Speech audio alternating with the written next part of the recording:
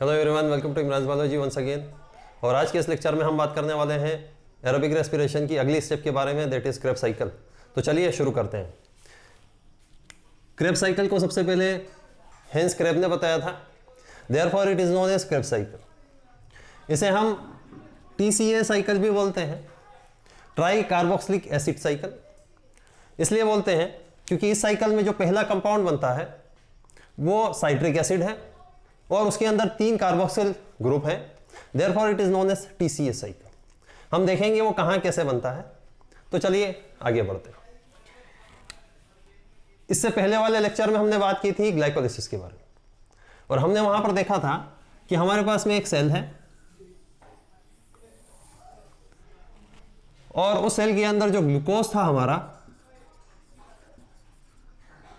वो glucose convert हो चुका था। ग्लूकोज का एक मॉलिक्यूल कन्वर्ट हुआ था पायरुविक एसिड के 2 मॉलिक्यूल के अंदर, ग्लाइकोलिसिस की प्रोसेस। अब ये बेचारा जो पायरुविक एसिड है, इसका आगे क्या फ्यूचर है, आगे क्या फेट है, वो हमें देखना है इसी क्रेब्स साइकिल के अंदर। तो ये एरोबिक के अंदर बात कर रहे हैं हम, एरोबिक रेस्पिरेशन की एक स्टेप है। और यहां पर है हमारे पास ये जो सेल है, सेल के अंदर है हमारे पास में माइटोकॉन्ड्रिया। सपोज माइटोकॉन्ड्रिया,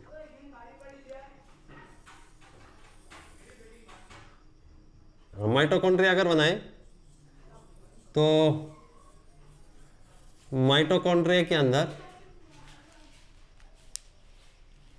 ये डबल मेम्ब्रेन वाला एक सेल ऑर्गेनल है। इसके अंदर ये बाहर वाली मेम्ब्रेन है जिसको हम आउटर मेम्ब्रेन बोलते हैं। आउटर मेम्ब्रेन के अलावा नीचे अंदर एक और मेम्ब्रेन है जिसको हम इनर मेम्ब्रेन बोलते हैं। इनर मेम्ब्रेन फोल्डेड है। आउटर मेम्ब्रेन इनर मेम्ब्रेन के बीच में एक स्पेस है which is known as inter membrane space. और ये जो इनर मेम्ब्रेन है, इसके अंदर एक जेली लाइक मटेरियल भरा है which is known as matrix. Matrix. अब होना क्या है, यही माइटोकॉन्ड्रिया जिसको हम power house of the cell बोलते हैं, अब यही इसी का सारा खेल है। होगा क्या इस स्टेप के अंदर हम बात कर रहे हैं, अब होना क्या है, तो ये जो पायरुविक एसिड जो कि अभी साइटोसोल या साइटोप्लाज्म के अंदर है, वो क्या करेगा, यहां से एक तरीके से हम बोल सकते हैं, यहां से ये जो होगा इसके अंदर पेनिट्रेट करके और इसके अंदर डूब जाएगा। वी कैन से बेचारा था, ये अंदर गया, इसके अंदर डूब चुका है, इसको यहां पसंद नहीं है रहना। तो अब ये यहां पहुंच चुका है, और जब यहां पहुंच चुका है तो अब क्या होगा इस बेचारे को भी नहीं मालूम। अब इसके साथ क्या होने वाला है अंदर, वो इसको भी नहीं मालूम है। तो हम देखते हैं कि अब इस मैट्रिक्स के अंदर जो पहुंच रहे हैं, दोनों मॉलिक्यूल्स पहुंच रहे हैं, दोनों पायरुविक एसिड के दोनों मॉलिक्यूल्स कहां पहुंचेंगे, मैट्रिक्स के अंदर। चूंकि ये जो साइकिल होती है क्रेब्स साइकिल, जो कहां होती है, इसका साइट अगर हम बोला जाए तो वो होती है मैट्रिक्स। माइटोकॉन्ड्रिया के मैट्रिक्स के अंदर क्रेब्स साइकिल चलता है। लेकिन उससे पहले एक चीज और है, वो भी हम देखेंगे, वो क्या है, लिंक रिएक्शन। तो यह हुआ, पायरुविक एसिड पहुंच चुके हैं मैट्रिक्स के अंदर। अब इन विचारों के साथ क्या होना है वो हम देखते हैं। तो चलिए देखते हैं क्या होता है इनके साथ। तो मैट्रिक्स में होता कुछ यूं है कि पायरुविक एसिड जो कि एक 3 कार्बन वाला कंपाउंड है, हम एक पायरुविक एसिड की बात कर रहे हैं, वो 2 पायरुविक एसिड माइटोकॉन्ड्रिया के अंदर मैट्रिक्स में आ चुके हैं। एक पायरुविक एसिड का मॉलिक्यूल है, पायरुविक एसिड जो कि 3 कार्बन वाला कंपाउंड है। अब क्या हुआ, ये बेचारा इसमें से एक कार्बन डाइऑक्साइड की फॉर्म में निकल जाता है। अब एक कार्बन जब निकल जाएगा तो एक 2 कार्बन वाले कंपाउंड में बदल जाएगा, जिसको बोलते हैं एसिटाइल कोएंजाइम ए। इसके अंदर कोएंजाइम ए अटैच होगा और यहां है इसके अंदर एसिटाइल कोएंजाइम में जुड़ेगा, एसिटाइल कोएंजाइम में नया कंपाउंड बनेगा एसिटाइल कोएंजाइम में। अब क्या हुआ है, इसका ऑक्सीडेशन, कार्बन निकला है ऑक्सीजन के रूप, एक साथ में कार्बन डाइऑक्साइड के रूप में कार्बन भी निकल चुका है, ऑक्सीडेशन हुआ है। तो जब ऑक्सीडेशन होगा तो रिडक्शन भी होगा। तो फिर यहां पर हमारा फ्रेंड है NAD+, जो हमने बात की थी ग्लाइकोलिसिस के अंदर भी। तो ये क्या करेगा, ये रिड्यूस होगा, और जब रिड्यूस होगा तो क्या मिलेगा, NADH2। वही चेक जो हमने ग्लाइकोलिसिस में बात की थी। जो 3 ATP के इक्वल है, और जब ये केश होगा, अभी हम पढ़ना है केश कैसे होगा, तो हमें क्या देगा, 3 ATP देगा। तो ये जो पूरी प्रोसेस है जो यहां से हो रही है पायरुविक एसिड से एसिटाइल कोएंजाइम तक के बनने तक, ये क्रेब्स साइकिल का पार्ट नहीं है। पहली चीज, इस प्रोसेस को बोला जाता है, इस पूरी प्रोसेस को जो यहां से यहां तक हो रही है, इसको बोलते हैं ऑक्सीडेटिव डीकार्बोक्सिलेशन। डीकार्बोक्सिलेशन ये पायरुविक एसिड, सॉरी, ये जो है अपना क्रेब्स साइकिल का पार्ट नहीं है। क्रेब्स साइकिल यहां से शुरू होती है एसिटाइल कोएंजाइम ए से।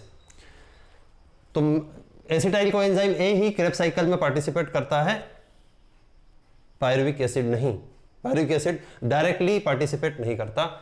ये पॉइंट है जो रिमेंबर हमें याद रखना है। अभी इसको बोल रहे हैं हम ऑक्सीडेटिव डीकार्बोक्सिलेशन। ऑक्सीडेटिव क्योंकि ये एरोबिक रेस्पिरेशन का पार्ट है, और डीकार्बोक्सिलेशन मीन्स कार्बन डाइऑक्साइड के रूप में कार्बन का रिमूवल हुआ है, कार्बन डाइऑक्साइड गैस निकल रही है, डीकार्बोक्सिलेशन की प्रोसेस, देयरफॉर ऑक्सीडेटिव डीकार्बोक्सिलेशन। अब क्या होना है, अब चलेगी यहां से क्रेब्स साइकिल माइटोकॉन्ड्रिया के मैट्रिक्स के अंदर। ये जो रिएक्शन है जिसको हम ऑक्सीडेटिव डीकार्बोक्सिलेशन बोल रहे हैं, ये इसको लिंक रिएक्शन भी बोलते हैं। लिंक रिएक्शन,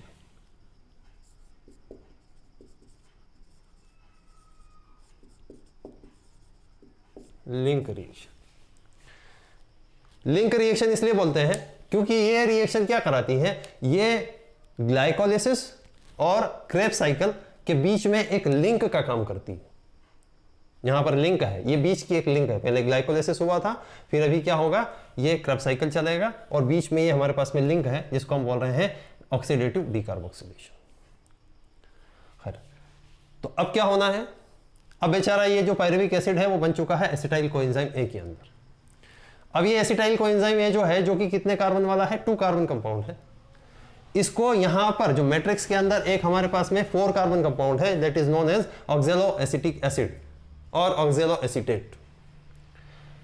ये ऑक्सैलो एसीटेट इसको अपने साथ बाइंड करेगा एक एंजाइम की प्रेजेंस में which is known as citrate synthetase, और क्या बनाएगा, एक 6 कार्बन कंपाउंड बनाएगा, 4 + 2 6 कार्बन कंपाउंड बनेगा जिसको हम बोलते हैं साइट्रिक एसिड। साइट्रिक एसिड जो कि एक जिसके अंदर 3 कार्बोक्सिल ग्रुप है, और ये फर्स्ट कंपाउंड है हमारी क्रेब्स साइकिल का, इसलिए इस साइकिल को हम TCA cycle means try carboxylic acid cycle भी बोलते हैं। ये जो साइट्रिक एसिड जो 6 कार्बन वाला कंपाउंड है, वो अब कन्वर्ट हो जाएगा आइसोसाइट्रेट और आइसोसाइट्रिक एसिड के अंदर। आइसोसाइट्रेट के अंदर कन्वर्ट होगा मींस इसका एक आइसोमर है, जो हमने ग्लाइकोलिसिस में भी जिसमें बात की थी, एक एंजाइम की प्रेजेंस में जिसको बोलते हैं आइसोमरेज। तो ये आइसोसाइट्रेट में कन्वर्ट हो। आइसोसाइट्रेट जो कि एक 6 कार्बन कंपाउंड है, अब वो कन्वर्ट हो जाएगा किसके अंदर, एक 5 कार्बन कंपाउंड के अंदर, जिसको बोलते हैं अल्फा कीटो ग्लूटारेट। अब ये 5 कार्बन वाला कंपाउंड है। अब क्या हुआ, यहां पर से एक कार्बन डाइऑक्साइड की फॉर्म में बाहर निकली। ये कार्बन डाइऑक्साइड निकल रही है, एक कार्बन खत्म हुआ, यहां पर 5 कार्बन का कंपाउंड बना। अब यहां पर भी क्या हुआ है, ऑक्सीडेशन। अगर ऑक्सीडेशन होता है तो रिडक्शन होगा ही होगा। तो फिर हमारा फ्रेंड है यहां पर NAD+, वो रिड्यूस होगा, और यहां पर भी जब रिड्यूस होगा तो यहां पर भी हमें एक NADH2 मिलेगा, मतलब हमें हमारा एक चेक मिलेगा जिसको हमें कैश कराना है, और कैसे कैश कराना है वो हम अगले वीडियो के अंदर बात करेंगे। NADH2 मिला।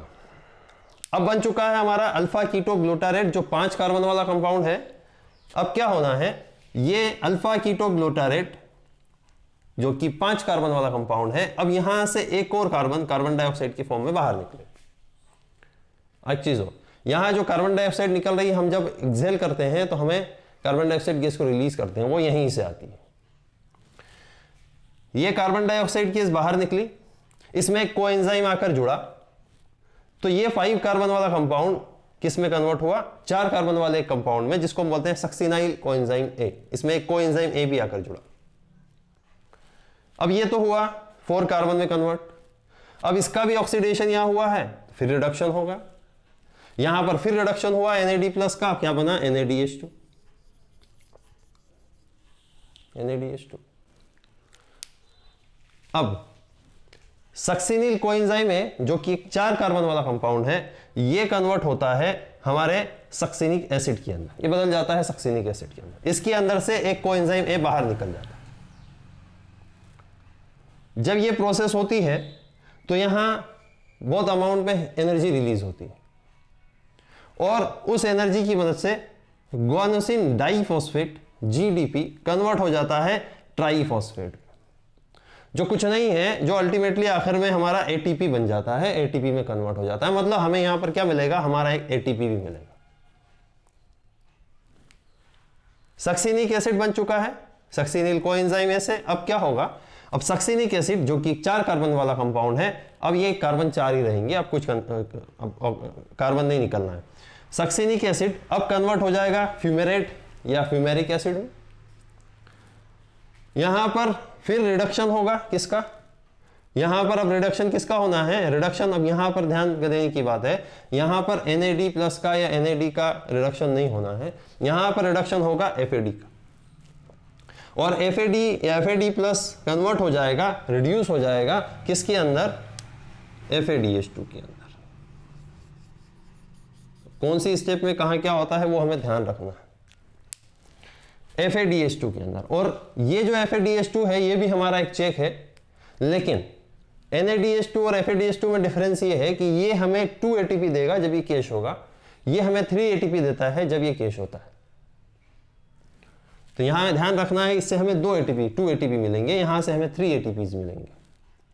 तो 2 ATP यहां से हमें देगा। अभी फ्यूमेरेट में बदल चुका था, फ्यूमेरेट बदल जाता है मेलेट और मैलिक एसिड में, मेलेट कन्वर्ट हो जाता है फिर से ऑक्जेलो एसिटिक एसिड के अंदर और या ऑक्जेलो एसीटेट, और यहां पर भी फिर रिडक्शन होता है किसका, NAD प्लस का, क्या बनता है NADH2। तो वापिस से या फिर से रीजनरेशन हो चुका है किसका, ऑक्जेलो एसीटेट का। ये ऑक्जेलो एसीटेट फिर दूसरे पायरुविक एसिड को अपने साथ बाइंड करेगा, फिर से साइकिल को चलाएगा। ये प्रोसेस पूरा चलता रहेगा। अब ये जो प्रोसेस है, एक ग्लूकोज का एक मॉलिक्यूल है तो ये क्रेब्स साइकिल 2 बार चलती है, क्योंकि एक ग्लूकोज से 2 पायरुविक एसिड बने थे, दोनों पायरुविक एसिड से ये प्रोसेस होती है। तो अब हम यहां देखें, ये तो हमारा हुआ, ये तो हुआ ग्लाइकोलिस क्रेब्स साइकिल के बारे में। अब यहां हम देखें तो कितने हमें NADH2 मिलेगी, मीन्स हमें कितने यहां पर ATP मिल सकते हैं इस पूरी प्रोसेस। तो देखिए NADH2 की बात करते हैं सबसे पहले। और हाँ, वन मोर थिंग, यहां पर ये जो पूरी प्रोसेस है जो होगी, इसके अंदर हम बात कर रहे हैं क्रेब्स साइकिल की। क्वेश्चन डिपेंड करता है कि क्वेश्चंस में क्या पूछा जाएगा। क्रेब्स साइकिल की बात कर रहे हैं, क्रेब्स साइकिल के अंदर कितना NADPH2 और NADH2 हमें मिलेगा, या कितना ATP हमें उससे मिलता है। तो देखते हैं, हम पहले क्रेब्स साइकिल की बात करेंगे, हम इसके एक लिंक रिएक्शन की बात नहीं कर रहे हैं, हम क्रेब्स साइकिल की बात कर रहे हैं। तो क्रेब्स साइकिल की बात करते हैं।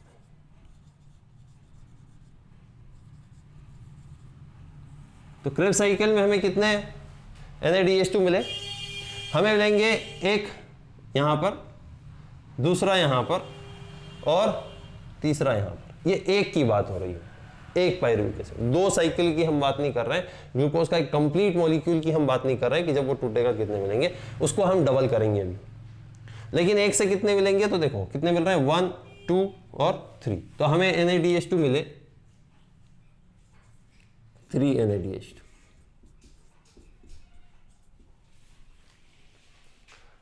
ये तो 3 NADH2 हमें मिले एक साइकिल से।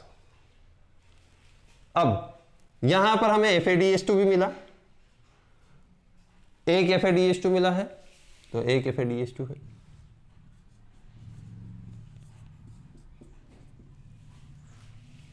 प्लस यहां पर हमें एक ATP भी मिला है, ये ATP, तो यहां पर हमें एक ATP भी मिला है।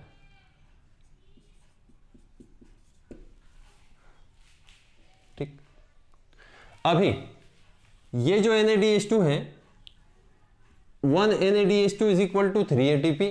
तो हमारे पास में 3 NADH2 है, मतलब हमें यहां पर कितने मिलेंगे 9 ATP। इससे हमें मिलेंगे जब ये कैश होगा, कैश कैसे होगा हम आगे देखेंगे। FADH2 जो कि जिससे हमें मिलेंगे, एक से मिलते हैं 2 ATP, तो हमें तो 2 ही मिल रहे हैं, हमें तो सॉरी यहां पर अभी एक साइकिल में एक ही मिला है, तो हम यहां पर लिखते हैं कितना मिला 2 ATP, और एक ATP हमारे पास में है ही। टोटल करें तो हमारे पास होते हैं 12 ATP एक साइकिल्स। अब अगर ग्लूकोज का कंप्लीट, अगर हम दोनों की ही बात करें, दोनों पायरुविक एसिड से अगर हम बात करें, तो यहां पर क्रेब्स साइकिल से हमें क्या करना पड़ेगा, इसको इंटू 2 करना पड़ेगा, क्योंकि एक पायरुविक एसिड आया वो एसिटाइल कोएंजाइम में बदला, ये पूरी प्रोसेस चली।